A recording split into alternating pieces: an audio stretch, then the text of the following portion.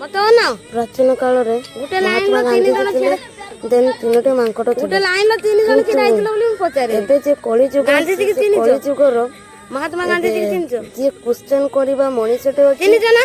ଦେନ୍ କାଗଜ ଟଙ୍କାର ଅଛି। ଛୋଟ ପିଲା କାଗଜ ପଇସା ଜାଣିଛ ନା? ଅଛନ୍ତି। ଚାଲ ସେଇଟାର ଦେଖିବା ଅଛି। କଣ କହୁଛନ୍ତି। ଚିହ୍ନିଛ? ହଉ ଦେ କହିଲ ତିନିଟା ମାଙ୍କଡ କଣ କହିଥିଲେ ଜାଣିଛ? ପ୍ରଥମ ପିଲାଟି କିଛି କହିବା ପାଇଁ ଚାହୁଁଛୁ ମାନେ ଆଉ ଗୋଟେ ଖରାପ ଦୃଶ୍ୟ ଦେଖିବେ। ତିନି ଜଣ ତିନିଟା ମାଙ୍କଡ ଅଛ ନା ତ ତିନି ଜଣଙ୍କର ତିନିଟା କହିବାକୁ ଆସିବା ଦରକାର। ଯାଉଛନ୍ତି ଯେ କଣ ଇଏ କଣ ଓହୋ ଖରାପ କଥା ଶୁଣିବେନି। ଜଣେ ଇଏ କଣ ଆଖି ଛୋଟ ଲୁଚେଇଲେ ପିଲାଟା କଣ କରିବା ଆଉ ପାଇଁ ଜଣେ କଣ ଚାହୁଁଛି? କରିବ? ଓହୋ ତା ଉଠର ବୋଧେ କି କଣ ଲାଗିଗଲା ବୋଧେ ଅଠା ମଠା।